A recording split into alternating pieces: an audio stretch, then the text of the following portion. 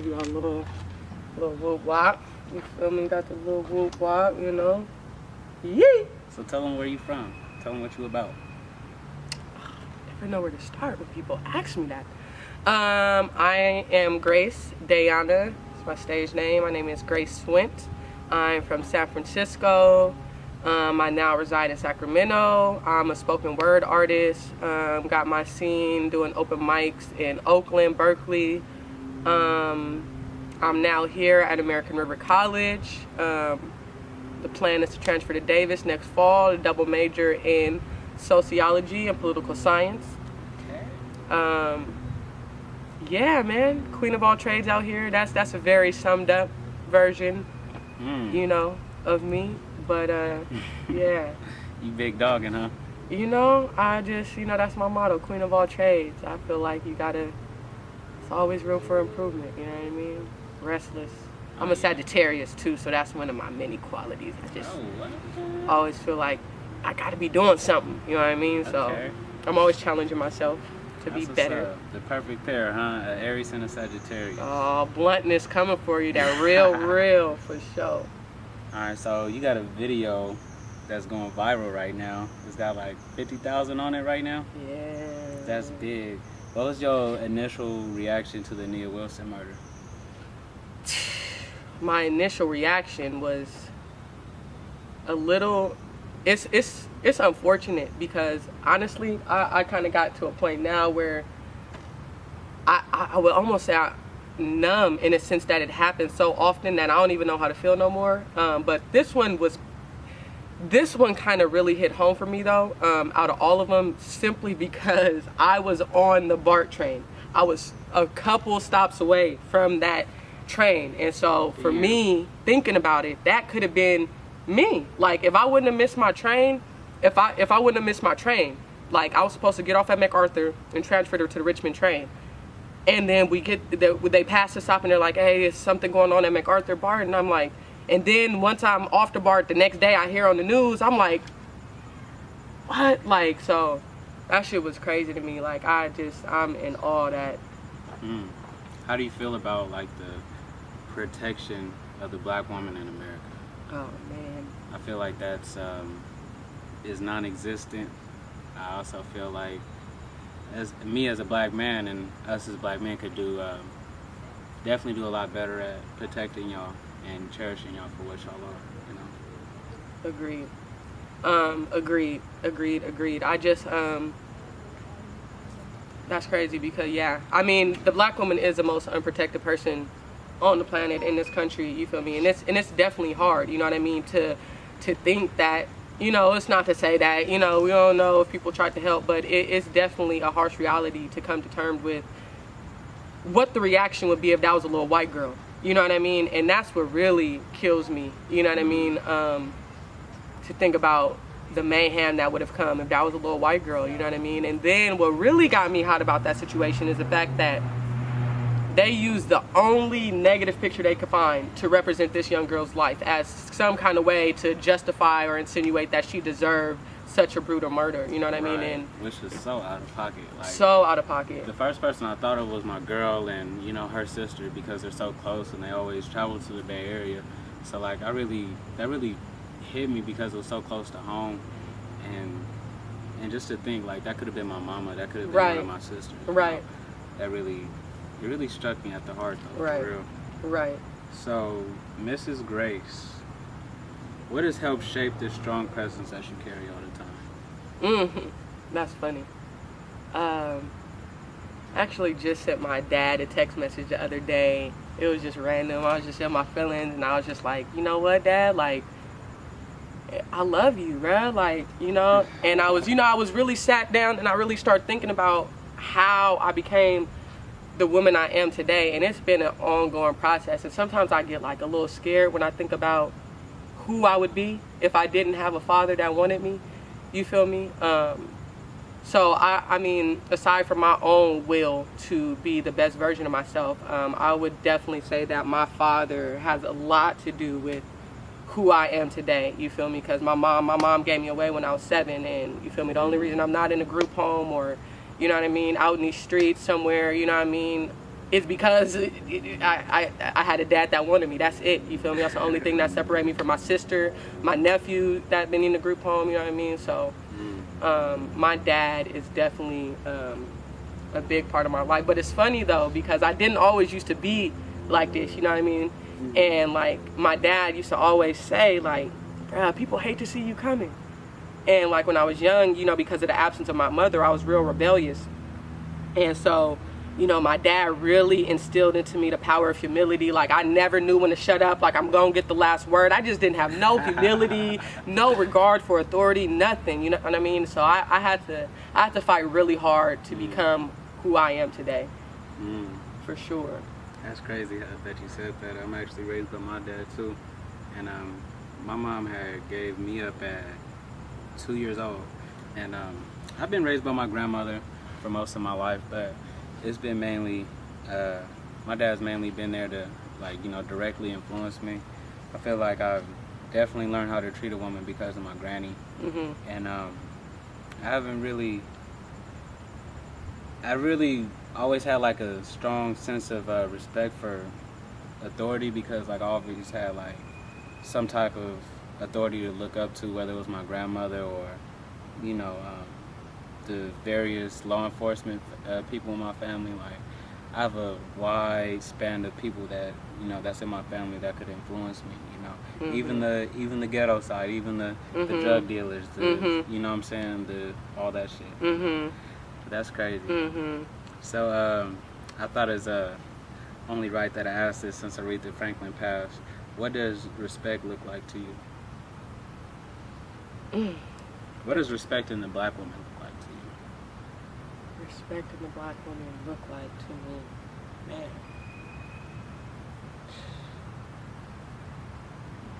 It looks like so many things. When I think about, you know, Nia Wilson and, you know, Corinne Gaines and Sandra Bland and, you know, the list just goes on, you know, all these names. And even when I think about my own personal experience with police brutality, in the sense of a systematic form, I feel like when I think about protection, I be thinking about like Malcolm X, you know what I mean? I be thinking about, you know, like who is going to defend our name? You know what I mean? I think of actual protection, but I also think about, it gets deep, because when we think about the dynamics of black men and black women, you know, there's a lot of deeply rooted things that affect the way that black men treat black women. And a lot of times it's not that black men don't love us, it's that they don't love themselves. So I think what it starts with... It's getting hot in the kitchen. I gotta bounce up out of there on that one. Nah, but keep going, sister. I'm listening to you. That was real. And so for me, I think what it means to love the black woman is to understand what it means to love self, because a black woman is Mother Nature itself. You know, the black woman is the epitome of, you know, Mother Nature. And I feel like for us to not to be protected it's kind of ironic in a sense, and it's unfortunate, you know what I mean? And then the negative backlash we get for having this strong woman complex, you know, that in a sense we're almost forced to have, you know what I mean? I just think protecting the black woman has to do with showing compassion, you know what I mean? Loving yourself first, you know what I mean? Because I think once you can love yourself, you can understand how to love not just a black woman, but anybody else. And I think it just comes with, you know, just when I think about the Nia Wilson case, is protecting ourselves and each other by all means. And I be thinking about that all the time. If I was there, I would have risked my life without hesitation, bro. That's what I said. You know what I mean? Like, exactly. There's no way that I could sit there with my phone, my nigga.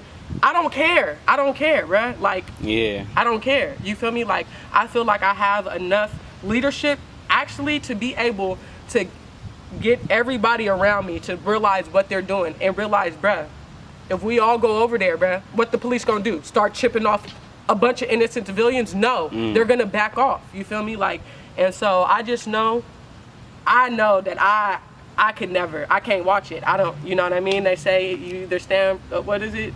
You stand for something or fall for anything. Stand for something or fall for anything, you feel me? And if I'm a fall, it's gonna be in the name of something righteous. You feel me? So,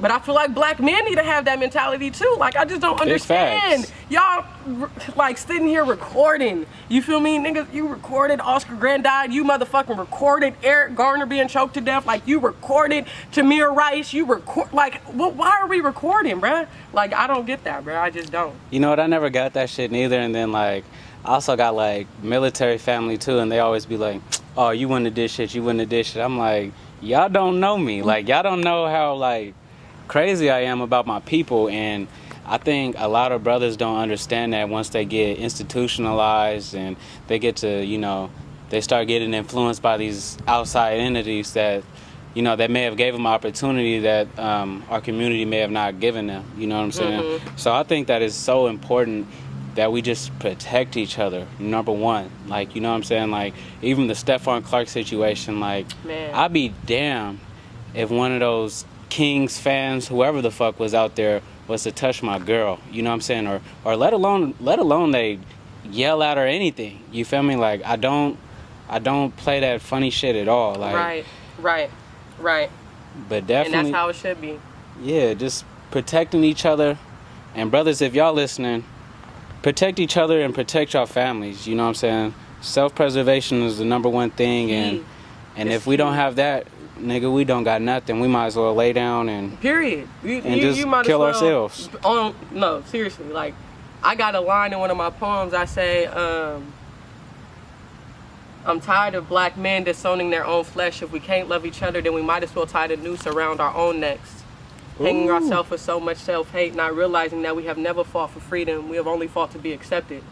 And that line is so powerful to me because that's what it is, bruh. It's like, if we can't come together, and that's the thing with the black community. It's like, we the only ones that can't get on the same agenda, you know what I mean? And really love each other, you know what I mean? And, you know, just the time we live in, it gets deep, bruh. But, so how do you think we begin to love one another and start to respect one another, you know what I'm saying? Because we got some new students coming into our program. We got, you know what I'm saying, new individuals that we don't know. You know what I'm saying? They don't know us, so it's gonna take some time getting used to knowing each other and getting used to each other. So how do you feel is the best way for us to get together and come together as a cohesive group, I guess?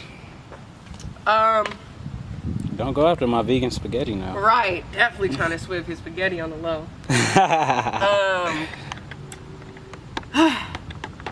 How do we become a united front? Well, I think one of it starts with, like, you feel me? Stuff like this, your Umoja community, you know what I mean?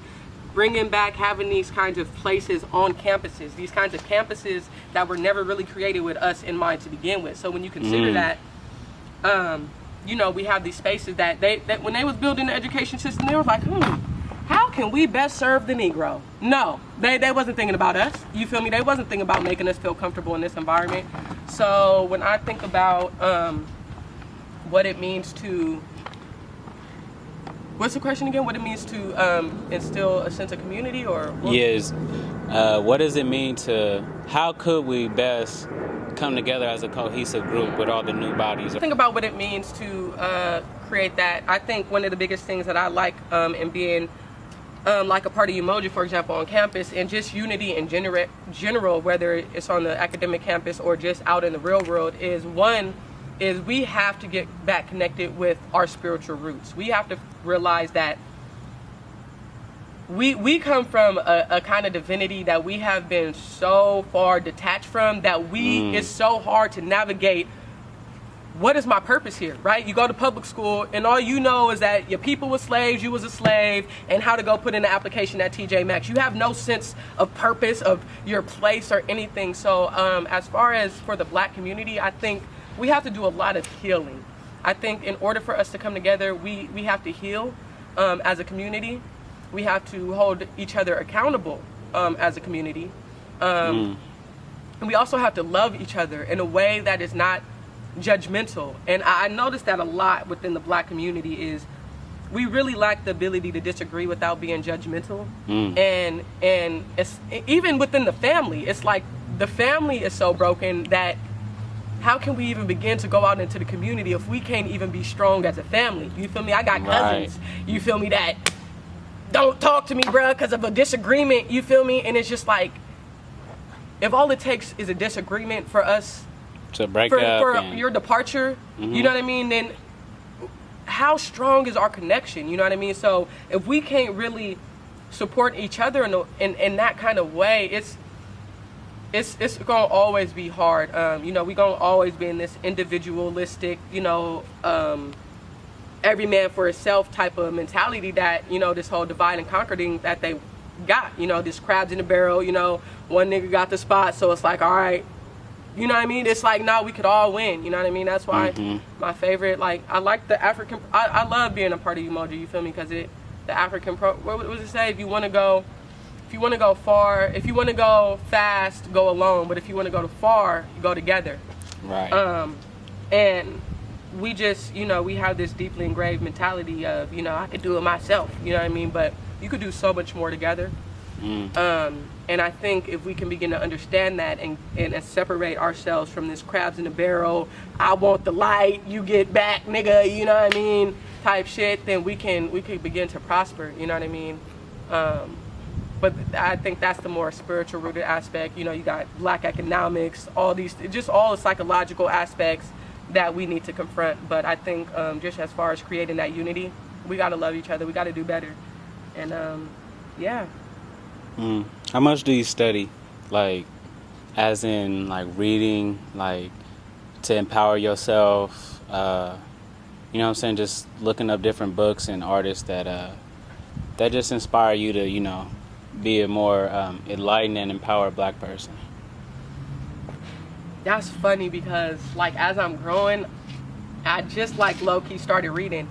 And, like, matter of fact, this book right here, y'all. Okay, bringing It's out some right here. education. It's Dr. King. This Dr. King legacy. Where do we go from here? Chaos or community? This is so. I feel like it's so important for us to learn from past leaders, because you get to see what was already done, what was tried, what was successful, what wasn't successful. There was this line in here that Dr. King has said. It's just amazing. And then what be tripping me out is when I read about past leaders, I be tripped out the fact that I had wrote and I thought and I said that shit without even knowing that they had already said that. Right. And I'm like, bruh, I'm a leader, bruh. Like, it just be baffling me, like, I said that. You feel me? Like, I be reading the same stuff Dr. King said and it just be having me amazed. But I would say Dr. King is one of my my biggest influences. He's definitely one of mine for sure. Yeah. I love that Been to the Mountaintop speech where he's just like, and that's actually the speech where, like, the day after he got killed. And so, like, I just felt the freedom and just the passion in his voice, and it really just, it makes me feel at peace, you know what I'm saying? So, like, I feel like if I was to die for whatever I stand for, it wouldn't be that goddamn bad. You know what I'm saying? And that's another thing. You have a very strong voice, and you have a very, it kind of offsets me at first. And then when I kind of, like, you know, push that outside shit out the way, like, I could actually focus on what you're saying. And you say a lot of powerful stuff. You said you got a lot of that influence from your dad, but how did you hone in that energy to, like, really go all out? Man, you know what I'm that's saying? Crazy. Cause you making me process and really think, like, how did I, like, come this? And that's crazy. Like, I didn't. Okay, so this is, I'm like, as I'm like, cause you making me think, cause I don't really, I mean, honestly, I don't read that much. So I think, like, okay, how did I become this person? Where did I get my enlightenment from? That was a very good way to remix the question. I like that. So for me, I think it was just always within me, but I had to find it because and that's why even now, I don't know if like if you ever like catch me after a poem or like when people like tell me like, oh, you're dope, like I don't even know how to receive it sometimes because I'd be like, really? You know what I mean? But as I've stepped more confidently into my purpose, like I look back and I think one specific, what I think kind of woke me up and kind of gave me purpose is when my police brutality experience when I was 18 years old. It just snapped me to like, what the fuck? Like, you know, like I guess I was living in some kind of bubble. You know what I mean? Like before that, like a lot of people don't know my story, you feel me? I was lost, bruh. So before that scenario, I was fresh out of high school. I was made fun of hella much. I got the deep voice. I'm tall. They used to get on me. You feel me? So my first semester of college, I'm like, all right, I'm kind of cute now. All right, for sure. I'm supposed to be a model. You feel me? So, all right, I'm supposed to be a model now, nigga. So, you know, I did my whole little music video shit and, you know, thought I was going to be the next motherfucking Erica Mena on some fucking Love and Hip Hop bullshit. Just lost, nigga. You feel me? And just living in a bubble, you feel me? All right, went to cosmetology school. All right, cool. Got that more so to go in my back pocket. Not really passionate about doing hair. All right. And then this experience happened, and it was like, wake up. It was like, okay, you're a black woman in America. It triggered me, and that's why my motto now is turn pain into passion. And I think my ability to start to really self-reflect on myself, keep it real with myself, is really where my enlightenment came from. When I wrote my first poem, and that's why that motto is so big, because the most traumatizing experience of my life is honestly why I'm sitting here right now, because that experience led me to write the poem that catapulted me, Newsworthy. You feel me? I wrote my first poem, Newsworthy, about that specific experience. Then as I wrote that, I saw that, you know, this was kind of healing for me. So I kind of started to find healing through writing. And so all of my initial poems were about confronting things in my life that has caused me pain. So my first poem was Newsworthy. My second poem was called I Think Too Much, which was about why the church pushed me away. Third poem was called Broken Home, which was about the dysfunction of my family. And all of these things, I just began to just really question my own purpose. I can't even say that it was anybody, you know, because my dad is not deep at all. I mean, he has little crevices, but he's not no real deep philosophical person. My mom, she's kind of deep, but that's a whole nother story. I would say I have gotten some of my abilities from my mother. Just, I don't know how, because I really wasn't around her during the time, but it ain't on you, it's in you, huh? Exactly. So for me, a lot of my enlightenment just came from, honestly, self-reflection. Like, self-reflection. And then when I got back in school, that's when I, you know, just started getting a little bit more knowledge. And then I think being exposed to the poetry scene is what kind of catapulted me. So after I wrote those few first poems, I went to the open mics in the East Bay and all this stuff, and ended up on the National Poetry Slam team. Stuck with it. And in 2016, I won as an Oakland representative to go to New York for the Women of the World Poetry Slam. And I think it just took me being surrounded around people who look more like my future than my past for me to take that step into who I was supposed to be. But a lot of my enlightenment, it's just self. It's within you, huh? It's just, okay, and that's why I be so tripped out when I do try and, you know, go back and read, and I be like, bruh, what? I said that, you feel me? And I just be like, wow, like it just be scaring me. So, but as I said, Dr. King definitely has always been an influence. But you know, everybody influenced, because I feel like every black kid who leave public school, you only know about Rosa Parks and Dr. King. So it's like, you know what I mean? I don't teach you nothing about history. You feel me? So, you know, just that whole experience and just, you know, confronting, all right, you're a black woman in America. What's your purpose? What you here for? And when I realized I was built to be more than cute, that's when I was like, all right, for sure. You know what I mean? Like, I can almost vaguely remember a day I was on a music video set, and I was just like, I just kept getting frustrated because I knew I was talented.